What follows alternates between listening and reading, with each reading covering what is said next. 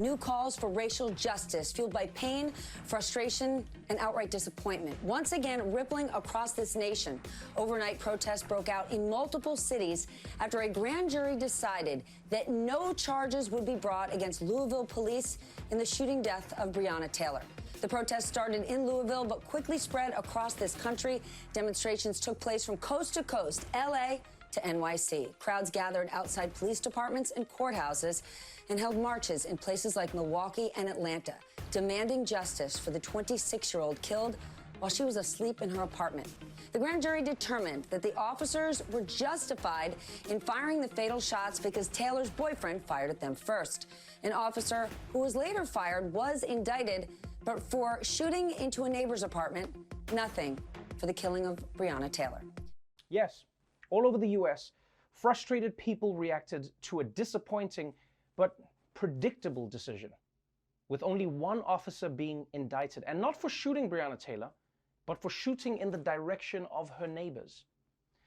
And you know, as I watched what unfolded yesterday, like whether it was in the streets of Kentucky or between people interacting online, I found myself asking one question that just couldn't get unstuck from my mind.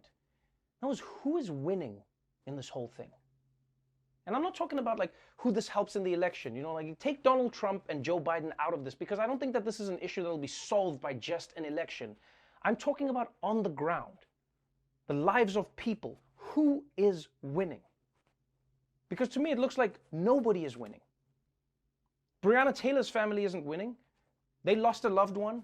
They got no justice. And they've been thrust into a political firestorm. Black people definitely aren't winning, because they've basically been told that a cop can just barge into your house and shoot you. And not only that, they can say that they were defending themselves in your house.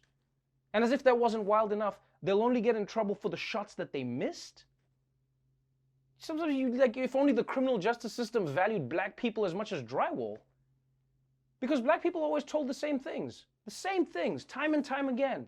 Oh, just be a good person. You know what, if you just had a job, you know what, if you just didn't do crime, the cops would leave you alone. But now, what is it now?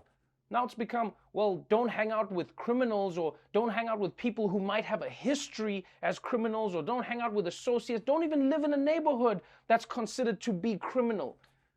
But you wouldn't have to tell black people all of that, because if you told the police to do their job better and not burst into places assuming everyone is a criminal threat, then this wouldn't happen. Black people aren't winning. Why doesn't America treat the police as responsible for their own actions? They're police, they're not bears. If they were bears, then you could say, oh, black people, well, you shouldn't be hanging around the honey. I mean, you're going to get hurt. But they're not. They're human beings. They're human beings who should be held accountable for what they do. And you know, America tells people a story. America tells people that the Second Amendment means you should get a gun to protect yourself. But then that same America tells you that if you use your gun to protect yourself in your home, then the cops have a right to kill you. And that sounds like a tyrannical government to me. And if your answer is, well, don't shoot back at the police officers that you mistake as intruders, I mean, you're admitting what we all knew is true. And that is, America is a police state, and its most protected class are police officers.